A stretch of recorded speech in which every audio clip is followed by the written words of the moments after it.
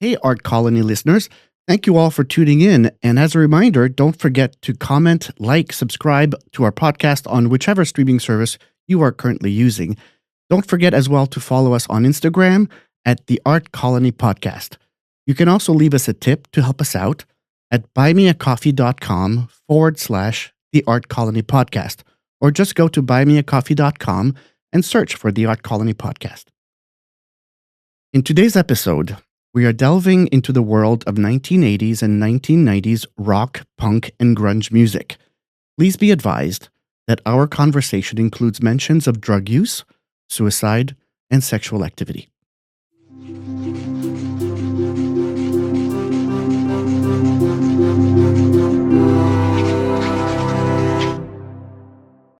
Welcome to the Art Colony, a podcast about art and art history in Provincetown.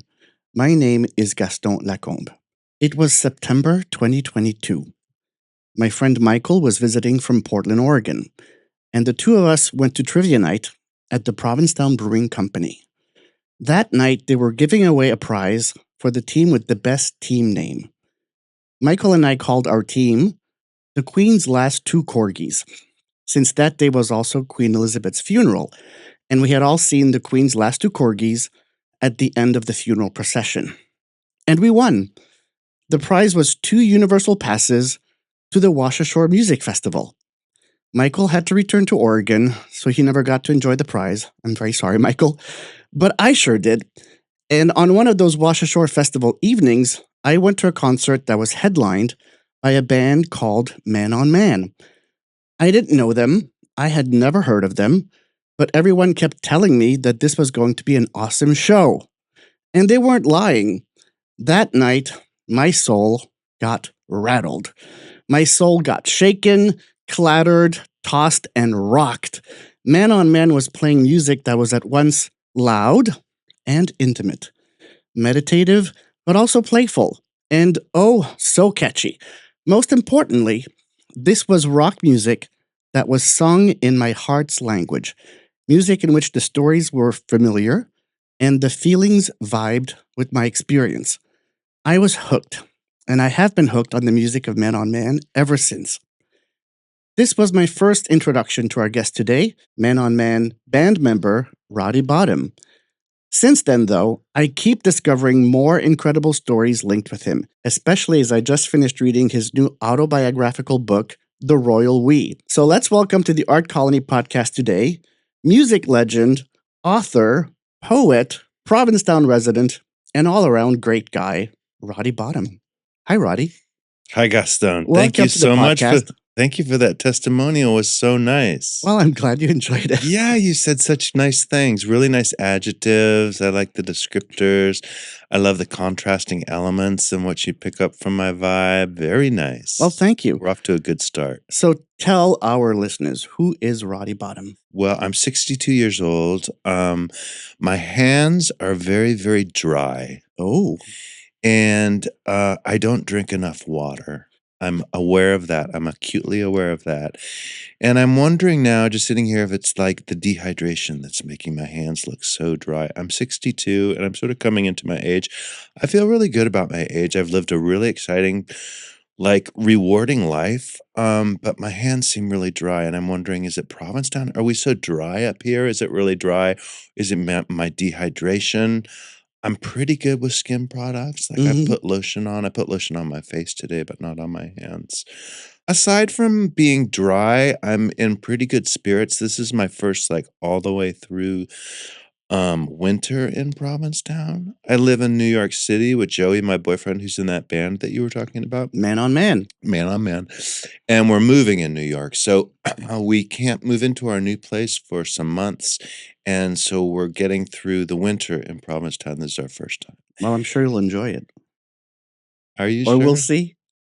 It feels pretty great. It's definitely a place where I feel like we can hunker into projects. We made a record here one time. That was over a summer. I've done writing here. When I wrote my book, I spent a lot of time up here over the winter and wrote a lot of it up here. It is definitely a great town to sort of, like, be indoors and sort of get stuff done, but also it's so gorgeous, you know? Mhm. We have that inspiration. But, anyway, like you were saying, I'm a musician and a writer. I think I'm known mostly for you didn't bring up Faith No More as the band that I was in before, Man on Man, and in between those 2 bands, I was in another band called, Imperial Teen, that's kind of a queer, indie rock kinda band. I've done music most of my life. Kinda that's all I really knew, uh how to do, like, growing up, and it dawned on me just in the past couple of years, like, "Oh, I forgot," I write lyrics in my bands, and I like to play with words, and I always have Mhm. since I was a kid, and it dawned on me like, "Oh, yeah, I always kinda considered myself a writer, and I just had never really written anything." Well, let's talk about the book 'cause Okay. at first I was thinking, "How am I gonna start this?" There are so many things I want to talk to Roddy about, Sure. but I wanna start at the beginning, and your book sorta covers the first 30 years of your life, and it's called The Royal We. So let's talk about your book. Alright, let's. Okay. So what was the, impetus to put this book out there?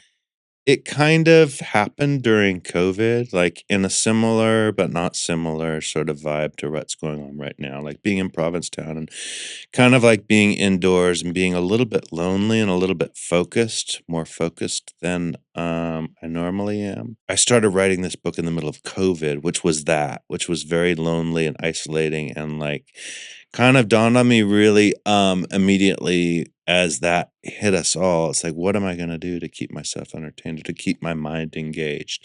So I just started a process of morning pages, which is that process of it's so simple, but it's just getting up in the morning and writing before anything else. And I started doing that right at the onset of COVID and just kind of really started documenting a lot of stories in my life. I've really come across a lot of odd things in my life. And I find myself telling those stories a lot. And the process of writing a book started from just putting those stories down in paper. And I worked through a whole lot of it, like so many pages of my life. Basically just finessed it and edited it and, brought it to a place where it's kind of was about a time and a period that I really wanted to share about my life, which was basically being in San Francisco in, the 1980s. And it was a time that was before the computer, and it was a really wild and reckless kind of frontier town at that time, full of queers and witches and drug addicts and bicycle messengers. And I was one of those people, and it was a really special time. So it also kind of came up to me in COVID, like that time was worth documenting, Mhm. even in a historical kind of way, like in a way to sort of like preserve what it was without letting go. The book became, I think, mostly that at the end of the day. It started off as just like me recording my life and my stories and what I'd lived through. And at the end of the day, I think it's more of a testament about that particular geographic San Francisco and who we were as a people at that time. And who you were is a lot of people that a lot of people have heard of and they know because you were involved in the musical world, you were in Faith No More, as you said. You interacted with a lot of other bands, a lot of other artists, and, they all sort of meander in and out of that book. So it's a lot of stories that are not just personal, but they reflect a very specific time in American culture. There are really specific things in the book. My approach was really to, create a work of prose more than anything, and something that was poetic, and something that had a fluidity, and something that wasn't like those, autobiographical books you sometimes see in, like, supermarkets or at the airport that have pictures in the middle. I didn't want it to be Well, that. that's exactly what you told me a few weeks ago because we were talking about your book, Oh, yeah. and I said as a joke almost, I said, is the book gonna have pictures?" And you said, "No, that's exactly what I don't want." And I Yeah. said, Not even a few pictures in the middle?" And he said, "No, no pictures No, at all." no pictures. Because I didn't like I mean, more than anything, it's sort of a complicated concept to me, but, like, the notion of a tell-all or a sort of a brag or a sort of like, stories filled with famous people.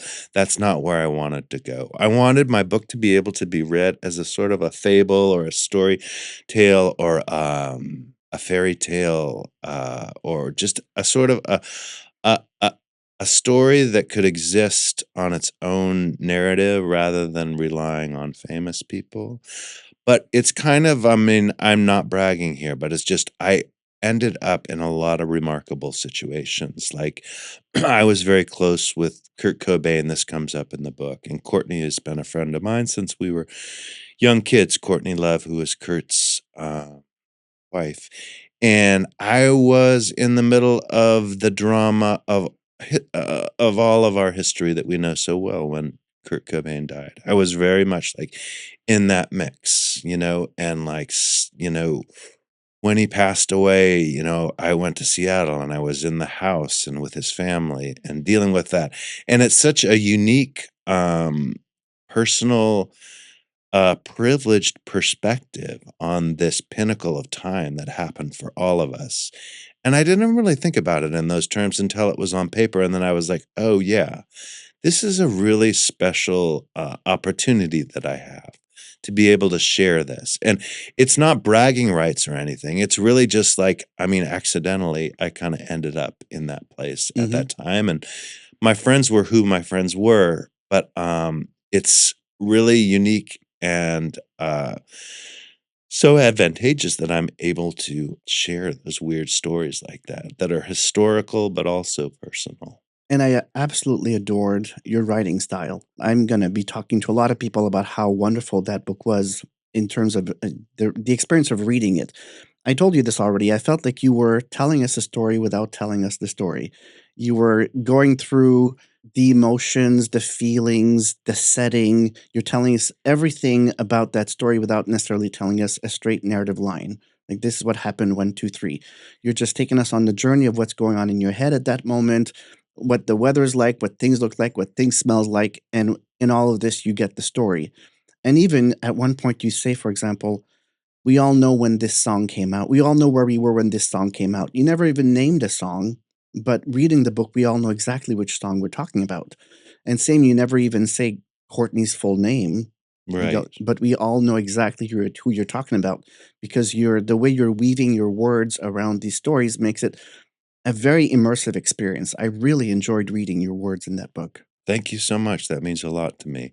I really set out to sort of capture a tone, and I don't know what it was that was working, but I was aware when it was working. And it kind of happens in a weird way. It's connected to like the notion of not wanting to tell a tell all or not to brag. I think it comes from like a place of like growing up in Los Angeles.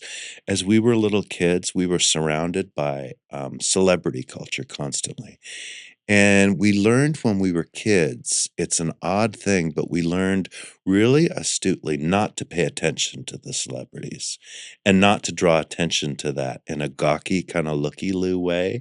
That was just kind of distasteful and just like, who would do that? And I can't explain it in any more sort of succinct terms than that. It was just like this process that we learned as kids to like not pay attention to the obvious, I guess, and I think that's in some way it carries over into, like, what I sort of, like, try and tell a story with when I do, which is a lot of periphery, and I don't know how that happens, but it does happen that way.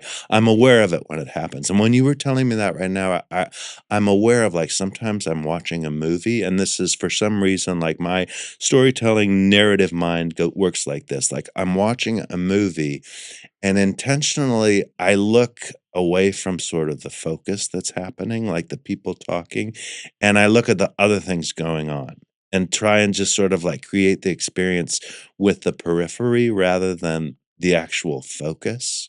I don't really know where that comes from. Hmm. Well, But maybe like as a kid, I'm just sort of drawing this conclusion right now. Maybe that's what it is. what was it as a kid? As a kid, like, not paying attention to the things that you're expected to pay Okay, attention yeah. to, which is celebrity culture. Like, Hmm. you're expected to like, "Oh my god, look, there's Julia Roberts." Don't look. That's the way we were as kids, like, don't look, don't pay attention.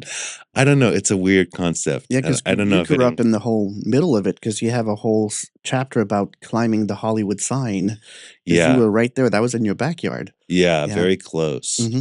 Yeah, as kids, that's what we did. We would steal our parents' car when we were really young, like, 14 years old, and we'd drive our cars and buy alcohol from stores where we weren't allowed to buy alcohol. We'd steal alcohol and get people to buy us alcohol and drive up into the Hollywood Hills and climb the Hollywood sign and get drunk and drive drunk as young children. How horrible is that? It's I think youth. kids are better these Yeah, days. Kids don't drive drunk as much these days, absolutely. I Yeah. think. Like, all my nieces and nephews, they'll maybe get stoned, but they don't drive drunk. Hmm. They know better. I didn't know better when I was a kid. So, was your family a musical family? Where does all your musical origin come from? Mostly from my mother, who was a piano player. She was a really good piano player. She had perfect pitch. And she could play any song, and we had that relationship. I was the only boy in our family, and I think, like, for me anyway, there was a definite connection, and I recognized it in other families too, between the mom and the son, particularly the gay son. That is a bond that sort of was untouchable in our family, and it was enhanced by the fact that my mom was such a talented piano player, and she noticed in me that that's where I was going when I was really young. I was 5 playing the piano, and she started me on piano lessons. So my mom and I had this connection growing up all the way until, I left when I was 17 and moved to San Francisco, but she would take me to the piano lessons, she would drive me, and it was a lot for a mom to do. But we had this thing, this connection, and Hmm. she had perfect pitch, and she could hear, like, when a she just had, like, crazy uncanny ears. Like, I'd be playing the piano, and she'd be in another part of the house, and she'd be like, "F sharp." I was like, "Oh, yeah, sorry." But we were really connected that way. No one else in the family was musical, but my mom was. And your talent with the keyboard is something that you talk a lot about in the book. That was making you different in the rock music scene in San Francisco at that time because your band had a keyboardist and the other ones didn't. Right. Yeah, we were in sort of a scene in which, like, picture, if you will, listeners, like, the '80s and '90s was very hard rock. Even the punk rock stuff, which I was really, like, immersed in, the post-punk and, like, goth kinda vibes that were happening in that era were very, macho, There was a lot of aggression, and there wasn't a whole lot of sort of femininity, really. And I bring it up because, like, those bands mostly, for the most part, did not have keyboards, were kind of keyboards anyway by themselves are kind of, like, geeky, kind of like I'm not so into a keyboard, like, looking at a keyboard on stage, it's very uncool, you know? You can't jump around and rock with a keyboard, it's just sort of you're stuck where you are playing the stationary sort of instrument. But also, it was just kind of, it was a little bit feminine in terms of,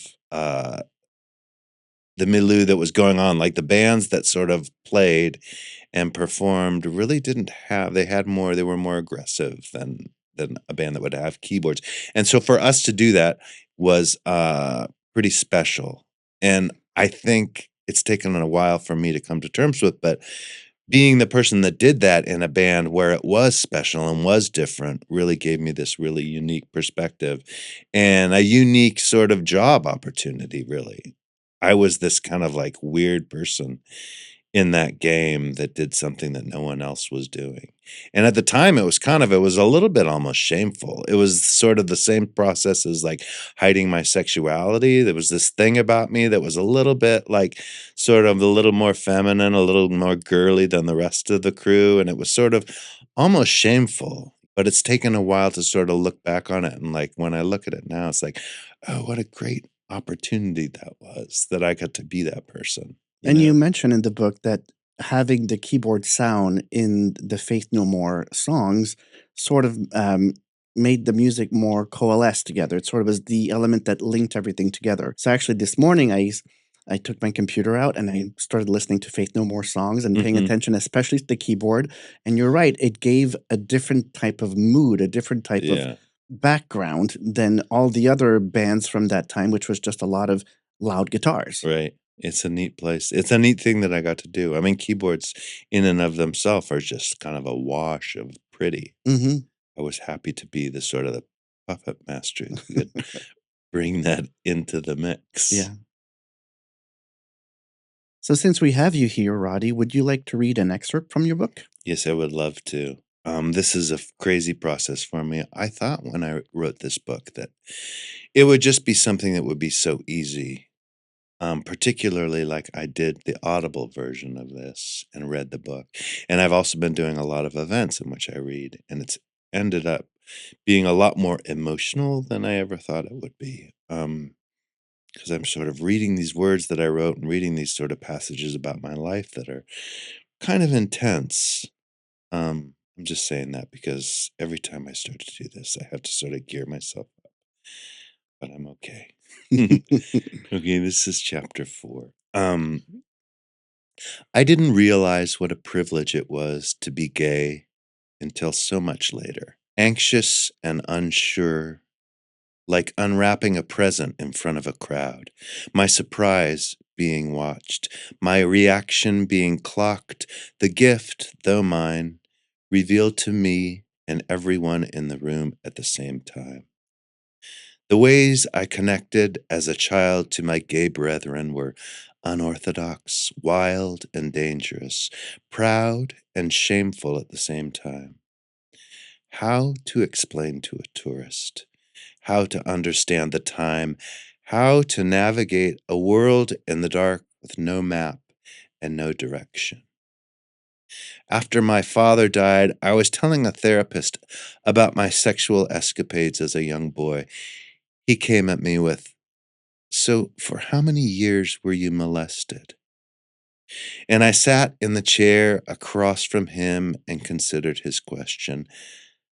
"No," I started. "Were they all adults?" he continued. "Yes, but—" And I started to explain the situation, how consensual it all was, not predatorial. "Were there ever boys your age?" he asked. Technically, he had a point. It was difficult to hear, but in a book in which laws are written and lines are drawn, he was absolutely right. I was a child, underaged, and my sexual partners were adults. It didn't then, and it still doesn't matter, even a little bit. I'd do it all again in a heartbeat. The age difference was nothing to me. If I had children, maybe I'd feel differently, but for myself, it was real and consensual, and I was acting out and becoming the gay man that I would become. That's what we do, what I did as a boy. I had sex with older men in bushes, shamefully at first, proudly later. Fuck off. So you said that you get emotional sometimes reading this. Were there some parts that were very difficult to write? Not. I That's kinda what's come up a lot as I do press for the book and stuff. A lot of people say, "Oh," because it's really readers or listeners, I'm just telling you, it's just like it gets kinda dark, and I really go to dark places in my stories, and, like, confront there's a lot of heroin addiction, there's a lot of death, there's a lot of dealing with my sexuality, there's a lot of, despair, and it's pretty pointed and heavy. And so a lot of the questions as I talk about the book have been about that. Like, must have been really difficult to write, but it wasn't. I don't know. I think because, like I was talking about, like in the throes of COVID, I was just like, I was behind closed doors and I really didn't have anyone to answer to. There was a freedom in which I could just kinda write whatever I wanted, and no one was listening, and no one was paying attention, and I was just kinda free to be you and me, like, just letting it all, like, hang out, and I don't know, that freedom just let me just get on with it. I never felt that intensely in the process of writing it. It Was it was like a catharsis? Kinda not even that much. I mean, getting through with it and sort of editing it and constructing a narrative out of it felt definitely good, but it wasn't until it was finished and I'm kinda sharing it with the world and out kind of, like, reading and doing events that it's sorta catching up to me a little bit, and I'm really emotionally, like, caught up in it. And you bring up the lives of many other people in the book. Some are famous, some are just family, some are not. I was just wondering, did you have to get permission from all these people to talk about them? A little bit, but hardly. It seems like the sort of thing that you have to go through when you write about people, right? I'd thought I would, but most of the people that I write about, I think, like Courtney, there's a lot in the book about Courtney Love. She's still a really good friend of mine, and she is writing a book right now about her life. So we were kind of sharing at one point when I had a pretty good draft of where I was going with my book. I shared it with her, and she loved it so much. So I just kind of really just took that as a you're good to go. Like, I never said, "Hey, is it okay that I say this about you?" Because I knew she'd read it and she hadn't complained about it, so I was good to go. A lot of the people that I talk about have died, so Yes. I didn't have to, there was no permission needed there. I think the only people that I kinda talk shit about is, like, maybe, like, Axl Rose in a weird world, which he's not, like, a big part of my world, but he did represent something to me in Mhm. that time and in that culture, and I think I did kinda sink my teeth into sort of the demonization of him, and certainly I wasn't gonna reach out and Yeah. get his permission. Yeah, you have this whole section of the book where you talk about Faith No More touring with Metallica and, Guns N' Roses. Right, And it's more of a reflection about the machismo that exists in the world of rock. It's not right. necessarily, well, we did these cool things on the road. It's more about a reflection on what rock and roll represented and how you were trying to find your space in it. Right. And it was a dark time for me too, like I mentioned before, like I was a heroin addict, and in that particular tour and in that time frame, I was touring with Faith No More, and we were opening for those 2 bands, Metallica and Guns N' Roses. I mean, there had never been a show or you know, a concert of that magnitude before that I even know of. It was such a big deal and such a circus, like, Metallica was a huge, huge band, but then Guns N' Roses were almost even bigger, and they were kinda switching off night by night, like, headlining because they were both so famous, but, yeah, it was kind of, it comes up in the narrative of the story, no spoilers, but I'm just gonna talk about it, spoiler, sorry. But I was, like, dealing with a drug addiction through that tour, so I had these secrets that I was keeping, primarily that I was, like, on heroin, and I'd have to go out and find heroin on the road, and that was something that was, hard to do and a really lonely place to be, coupled with the fact that I was a gay man at the time, and it was a really tricky time to be out of the closet. Particularly in that sorta realm, it just was, kind of unheard of. In the same way that keyboards didn't belong in the rock environment, being gay, honestly, also, it didn't really have a place. And you can look back at the time that we were in and cite sort of Freddie Mercury or Elton John or Rob Halford or, there were gay people, but no one was open about it. Um, so it was kind of a tricky world for me to navigate. So on one hand, I had sort of that I was pretty much open with my friends, but not open in a sort of like big way about being gay, and then also hiding the secret of being a junkie at the same time. And both of those things were sort of weighing heavy on me. And it was in the backdrop of that big tour, Guns N' Roses and Metallica, and Metallica were pretty cool, but Guns N' Roses were just so debaucherous, and their whole vibe was just, sickly misogynistic and so macho aggressive and so toxic. It was really just, like, a lot to deal with. So at some point in that tour, I was able to have sort of enough of a sort of an understanding of who I was to sort of know that I needed to separate myself from what that was.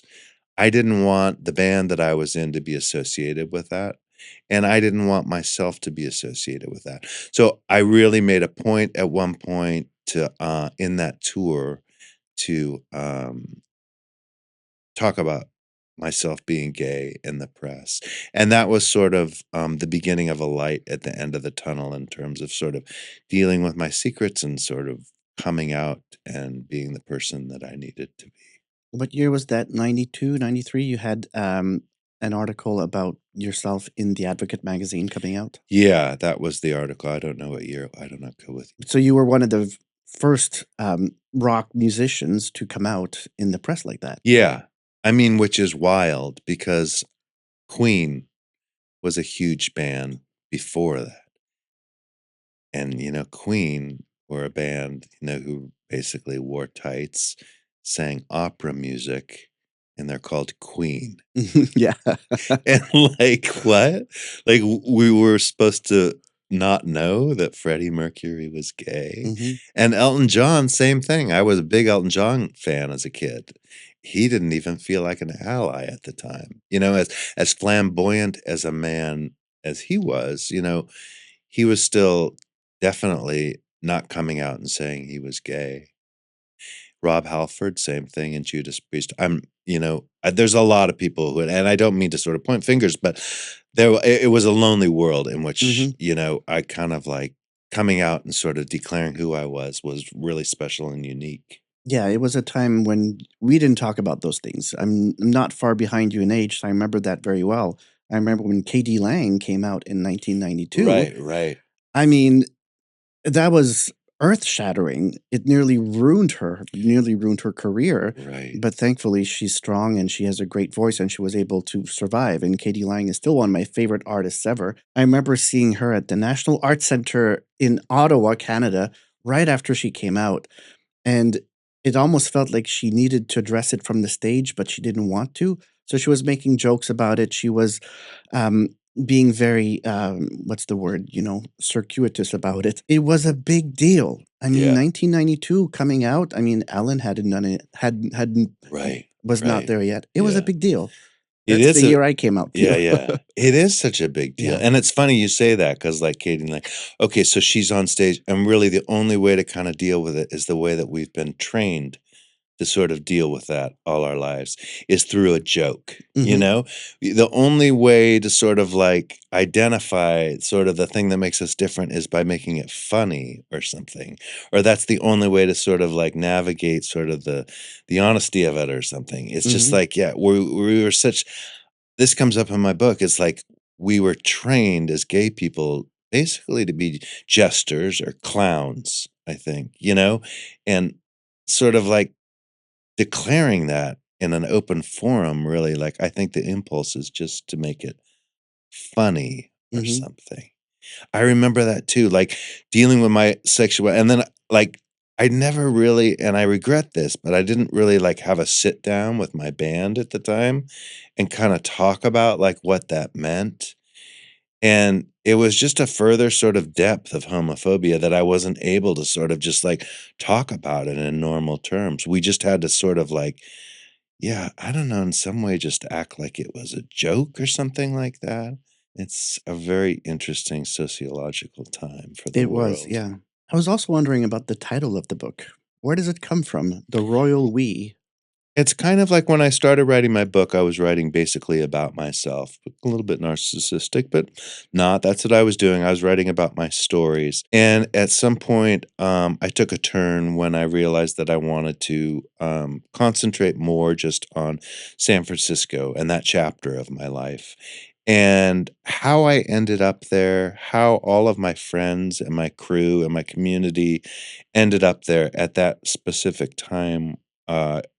Was more accidental than anything. Like, I don't know why I went to San Francisco. I don't know why we were there, but it feels like and it felt like then it was, yeah, an accident, and it felt like this strange entitlement that we had sort of, like, fallen into. Like, we just happened to be in that place at that time, and in that way, I felt a certain sense of royalty in that we were so lucky and privileged to be where we were, and it sorta came from that sort of concept, the royal we, just us as a community getting through life together. So your book covers the 80s and the 90s, but it doesn't cover anything about Provincetown. When did Provincetown come into your life? Yeah, I think initially when I wrote the book, I kind of like took it all the way to present day. Provincetown has had such a big part in my life. I think if I would have kept it, or if there would have been a sequel, which there won't, uh, Provincetown would definitely come up. But I moved to like I grew up in Los Angeles and I moved to San Francisco and then I moved back to Los Angeles in 2000 and started doing like film scoring stuff. And I lived there for a long time until I became really sort of disenfranchised with what that concept was and that art form. And I got it in my head that I wanted to move to the East Coast and write an opera. So I did that. I moved to New York. And right away, when I moved to New York, the peripheral thing, definitely in summertime and amongst my gay community, was Provincetown. I was like, "What is that?" My friend Jack Pearson, he's an artist. He has, a long history of spending time up here, and he was one of my best friends in New York when I moved there. And he would come up here for the summer, and he asked me, he said, "Come up for the summer or for, a stretch." And I did. I joined him and stayed with him and met a lot of people. That's how it started. So that's the early 2000s? No, that was more like I think that was 2010. Okay. And now you're a resident of Provincetown. I am a resident. It turned into that, like, over the course of time. It's a funny thing I always say about, like, the East Coast and Provincetown and Cape Cod is so weird. For a kid who grew up in Los Angeles, or California, like, California really nails it in terms of parks and recs. Like, we really have beautiful, beautiful coastlines, forests, deserts. Like, California, love it or hate it, is gorgeous. And growing up there, like, I was accustomed to that. So the first time I came up to Cape Cod, I remember people kept saying, "Oh," to Provincetown particularly, they're like, "Oh, it's so magic. It's just magical. You're gonna get up here, you're not gonna believe it." I was like, "Okay, great, bring it." And I came up here and I was like, very different, like, straight up. Like, the sand is really coarse and, it's kinda cold. The water's kinda cold and it's kinda rough. And there's not really, like, waves and you can't, like, body surf or anything. And then also there's those flies on the beach, those big black flies that bite you, and I was just like, "This is not magical." There there is nothing magical about this. That was my first trip, but then, it kind of like it was a very naive perspective, I think. Me as a younger person sort of like being the sassy, provocative, like, brat that I was sort of like, I'm fighting it a little bit, and it took a while for, like, Provincetown to kick into my bones and sort of become something that I've embraced, but it took a while. Now I love it so much, of Mhm. course. Talk to us about the band that I mentioned at the beginning, the band that for me started our connection, Man on Man. Mhm. Um, Tell us about that band. That's a band I started, Joey and I started together. Joey is my partner, my boyfriend, and, we met in New York City, and, we met under kind of, like, intense circumstances. His mother was passing away when I met him. My father had died not that long before, and so we kinda had this connection, and we were talking about just the loss of parents as we were sort of coming together as, boyfriends. And it started us on this trajectory of intensity that, I'd never really had with a partner before. And, as our sort of relationship started and became something, his mother passed away. And then right after that, there was, like, COVID happened. And as COVID happened, my mom got sick.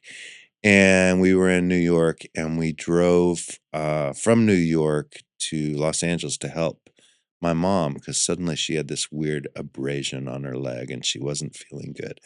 So we drove through America like it was just a crazy ghost land of a country at that point. It was like, yeah, I always say it was like The Road, Cormac McCarthy. It was like that. It was like so post apocalyptic and like everyone was scared to touch handles and you couldn't like get gas without like using the nozzle with napkins and stuff, and you didn't know what stores you could go in, and we didn't wanna stay in hotels. It was a very dark place. So by the time we got to California to help my mom, we, were in a kind of vulnerable, scary place, but really, like, intensely happy at being together, that we had found each other and we were a couple, but realizing as we got there that we were gonna have to sort of entertain ourselves in the throes of COVID, and what were we gonna do?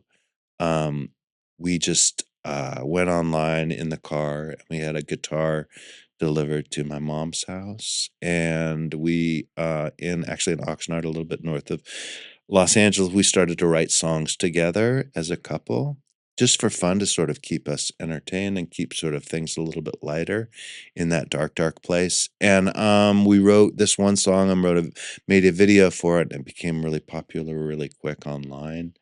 And then we made a record and kind of like that was the beginning of Man on Man. We made a record and we toured the record. My mother died and we went on the road and shared it with people and continued our sort of creative like thing between us. Made another record and And what's the title of toured that that. second record? The second record, yeah, is called Provincetown. I forgot. Yeah. You were like, "What?" It Yeah. felt like a trick. It was like, "What?" Oh, yeah. Yeah, the second record is called Provincetown Yeah. because it really does sort of like Provincetown is a perfect adjective for what we were going for. Like, what we were doing with our music and amongst ourselves was we were trying to build a community and acknowledge a community, past and future and present, that's sort of like queer and family oriented.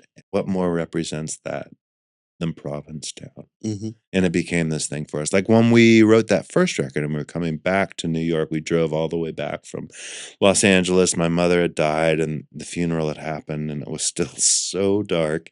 And we were like almost to New York. And then all of a sudden we were like, it was practically like a road sign. It was like Provincetown that way. And we were like, let's just go to Provincetown. So we went to Provincetown rather than returning to New York City. And we came here and wrote the last song on the record and finished it here. But that was before that was on the first record. Mhm. For the second record, it's called Provincetown. We came here and we recorded the whole record in our house here. And It, do you have any, local talents working with you? not really. One of our best friends is Jay Maskus, who's in the band Dinosaur Jr. If you live in Provincetown, you probably know Jay because he comes here every year. And that time when we came up here, when we made that left turn and came here, we were here all by ourselves and it was COVID and we were staying at the White Horse, our friend Mary's place, and we just stayed for like some weeks and we were out on the beach one day and no one was there except there were these people way down the beach. We're like, "Ooh, what is that? Those weird old people with long gray hair." They were wearing purple. And then they got closer and closer. And if you know Jay, like Jay's favorite color is purple. And so, oh my God, it's Jay Maskus. And I'd known him from before. We were friends and stuff, but not really close. But we have that connection. Like he's a very special, unique person. He's a wizard and so smart and so talented and really special. And it would just make sense. Like, oh yeah, Jay comes to Provincetown every summer with his wife and his kid and we became really close with them over the process of just coming and being in Provincetown. And he is such an amazing guitar player. We asked him to play on a song that we included in Provincetown's called Hush. And so he played on our record. I think that's the only guest though on the record. Mhm. But it does bring an interesting thing up. Like I always say, like the people that you meet in Provincetown, I don't know if you have this experience, but the people that I meet here, they stay in my life in a crazy way. That's Mhm. just the way it's always been.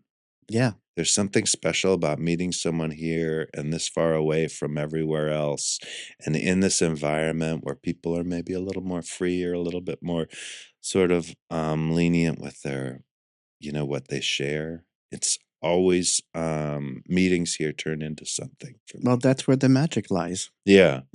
That is, honestly, that was the magic. Yeah.